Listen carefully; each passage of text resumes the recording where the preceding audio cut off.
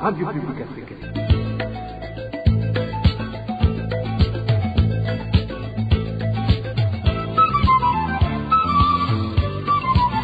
Radio Publique Africaine.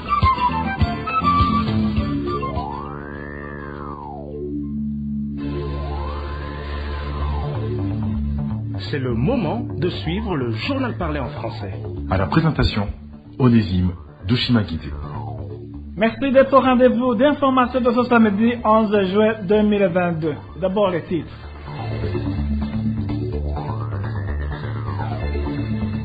Les cas d'assassinat sont toujours signalés dans différents coins du Burundi. Ce vendredi, une personne a été tuée à coups de couteau en province de Gitega. Une autre a été retrouvée étranglée au chef-lieu de la province de Rumonge. Au sommaire également, le gouvernement CNDD-FDD viole sciemment les droits et libertés des déplacés internes dans différents sites implantés dans le pays. Pourtant, le Burundi a ratifié la convention de Kampala, selon laquelle il s'est engagé à assurer la sécurité aux personnes déplacées et de les protéger contre le retour forcé ou la réinstallation dans un lieu où leur vie serait à risque. Le mini-magazine au cœur de la société d'aujourd'hui va se pencher sur la décision récemment prise par le Conseil des ministres de fermer certains établissements scolaires pour non-respect des normes. Voilà pour le sommaire.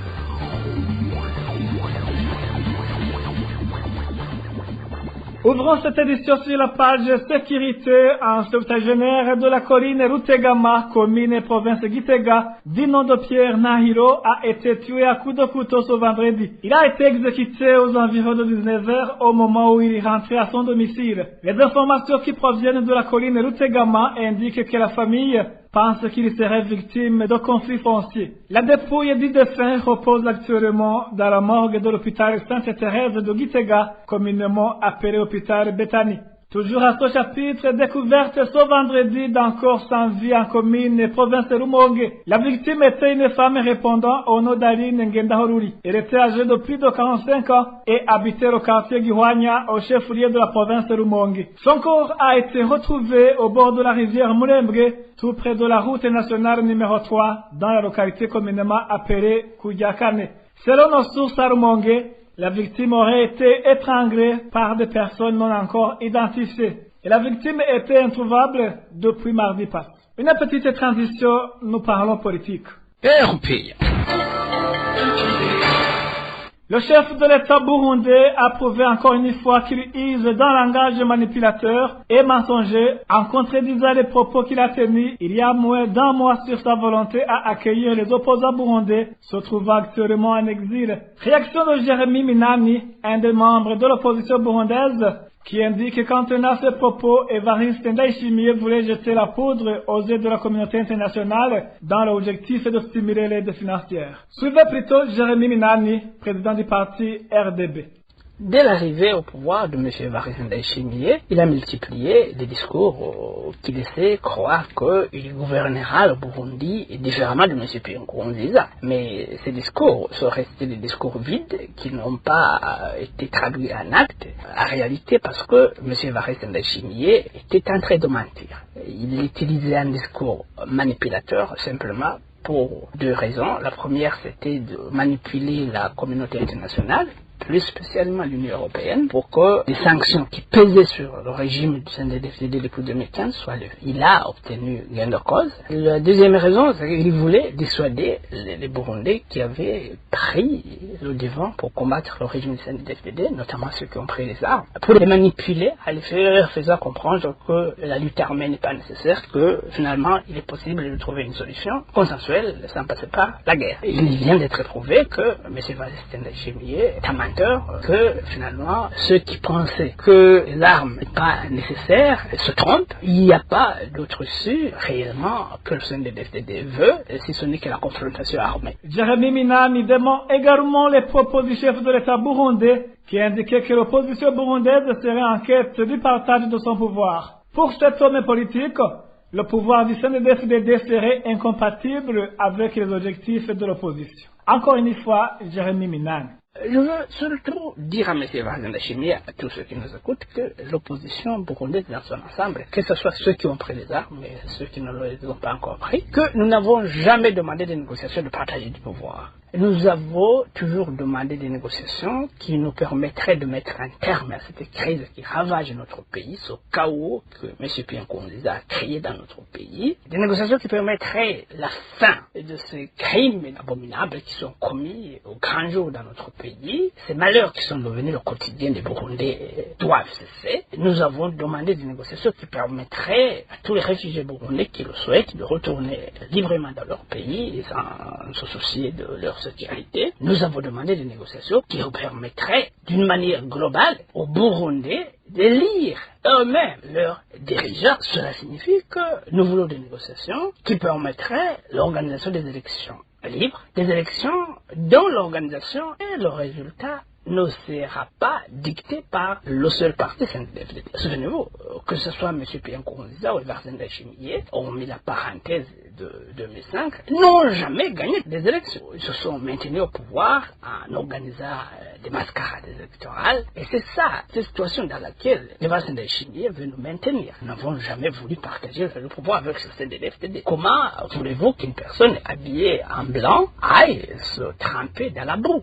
Ces gens qui gouvernent le Burundi depuis 2005 ont du sang sur leurs mains. Ils continuent à voler, à puiser dans la caisse de l'État. Ils se sont rendus responsables de crimes économiques, de crimes de droit international. Comment voulez-vous que des gens comme nous, qui n'ont rien à voir dans ces crimes, aillent partager le pouvoir avec ces gens? Pour faire quoi? Quel est le programme que nous allons exécuter ensemble? Qu'est-ce que le Burundi attendrait d'une telle coalition en réalité sans aucun programme politique commun? La réalité, c'est que, d'ailleurs, je tranquillise M. Evariste Ndayishimiye, s'il pense que nous voulons partager le pouvoir avec lui, qu'il soit vraiment tranquille, nous voulons simplement retourner à la démocratie. Parlons droit de l'homme à présent. Le responsable du parti CNR sur la colline Nyabunyegeri, zone Rubirizi, commune Mutimbuzi de la province de Bujumbura, a été arrêté par des imbonerakure dans la nuit de ce vendredi. Il a été amené au cachot du service national des renseignements en mairie de Bujumbura. Les membres de ce parti dans cette zone qualifient cette arrestation d'injuste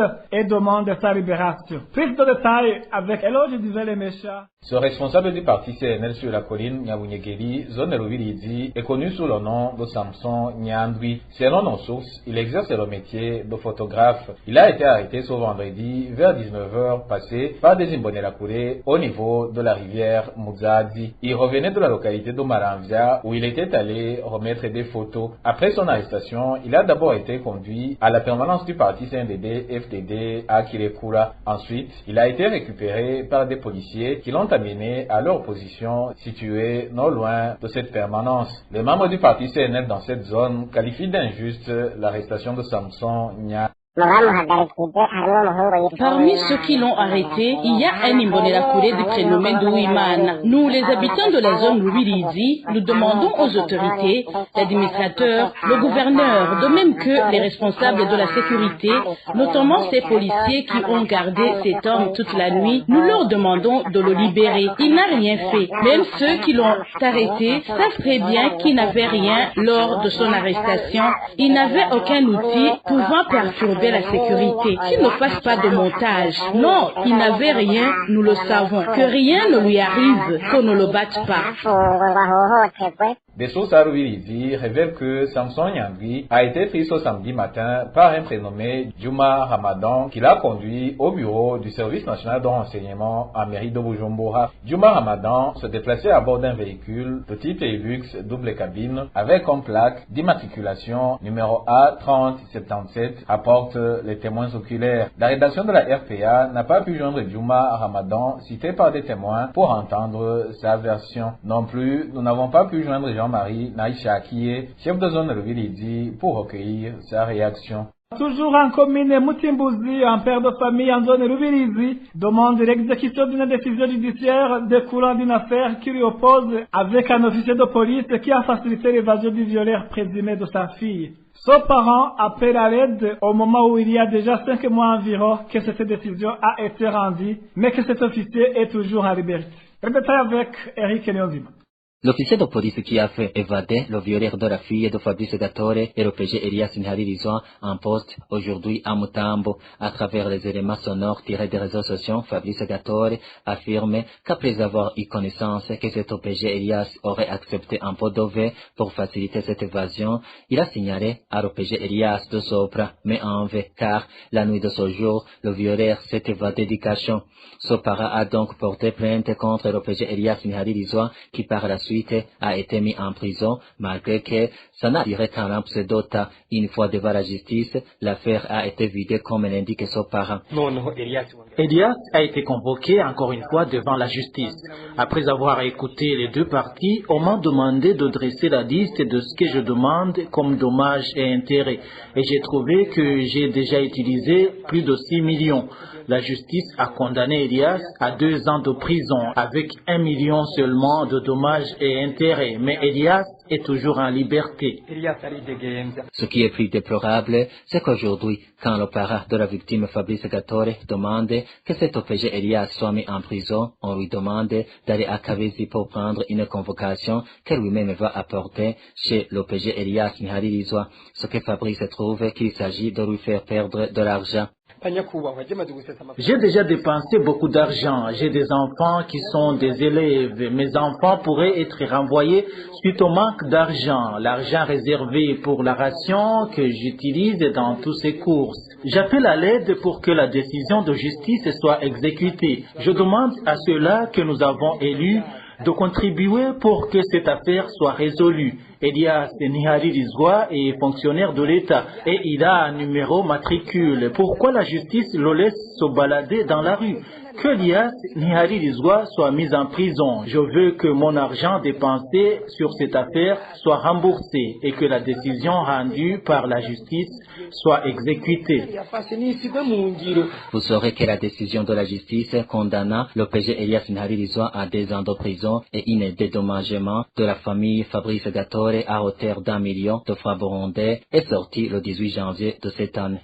Merci à toi aussi, Eric Nyonzima. Le gouvernement a décidé de violer sciemment les droits et libertés des déplacés internes dans différents sites implantés dans le pays. Selon la convention de Kampala ratifiée par le Burundi, il incombe au gouvernement d'assurer la sécurité aux personnes déplacées et de les protéger contre le retour forcé ou la réinstallation dans un lieu où leur vie, leur sécurité et leur liberté seraient à risque. Emile Nibasumba révèle quelques points et articles de cette convention de Kampala. La convention de Kampala est la convention de l'Union africaine sur la protection et l'assistance aux personnes déplacées en Afrique, adoptée par le sommet spécial de l'Union le 22 octobre 2009 à Kampala, la capitale ougandaise. Cette convention est composée de 23 articles. En son article 5, qui parle des obligations des États parties relatives à la protection et à l'assistance, au premier point, la convention précise que les États parties assument leurs devoirs et leur responsabilité première d'apporter protection et assistance humanitaire aux personnes déplacées au sein de leur territoire ou de leur juridiction sans discrimination aucune. L'article 9 indique au point E que chaque État doit respecter et assurer aux personnes déplacées le droit de rechercher la sécurité dans une autre région de leur État et d'être protégés contre le retour forcé ou la réinstallation dans un lieu où leur vie, leur sécurité, leur liberté et leur santé seraient à risque. Les points 1 et 2 de l'article 11 sur les obligations des États parties relatives au retour à l'intégration locale et à la réinstallation durable indiquent que le retour doit être volontaire et dans des conditions de sécurité et de dignité. Les États parties permettent aux personnes déplacées de faire un choix libre et en toute connaissance de cause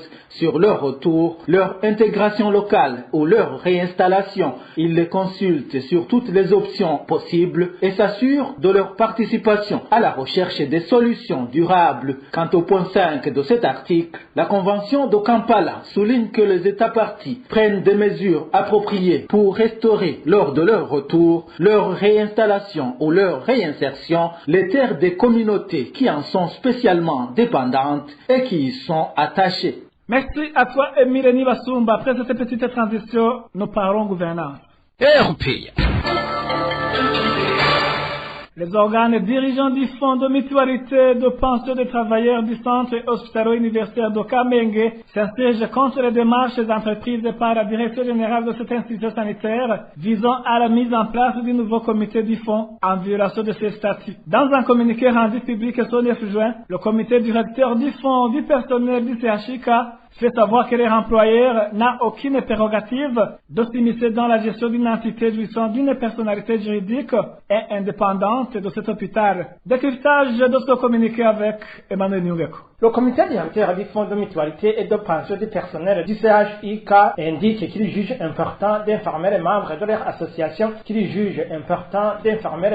leur association de l'état d'avancement de la crise qui traverse le dit fonds depuis que la direction générale ait pris la décision en date du 9 mai dernier de suspendre les organes dirigeants du fonds en violation de ses statuts et règlements d'ordre intérieur. Dans un communiqué rendu public ce 9 juin 2022 signé par Alice Ndouimana en qualité du président du comité directeur et Emmanuel Ndikumana, président du comité de gestion, ils accusent leur employeur, le docteur Stanislas Harakandi, d'avoir déjà adressé le 6 mai une correspondance à la banque CRDB en vue de tenter sans succès d'obtenir la suspension des mouvements sur les comptes de l'association. En date du 20 mai, dit-on toujours dans ce document, le directeur général du CHIK a organisé des élections de nouveaux organes et une semaine plus tard, il a essayé de contraindre l'actuelle représentante légale du fonds de mutualité et de pension des travailleurs de l'hôpital Roi Khaled de procéder à la remise et reprise avec l'équipe proche des responsables de cet hôpital, laquelle équipe est issue des élections qualifiées d'irrégulières. Dans ce communiqué, les membres du comité directeur condamnent les intimidations proférées par le directeur général de l'hôpital Roi Khaled à l'endroit des membres qui ne soutiennent pas son projet d'évincer les organes en place,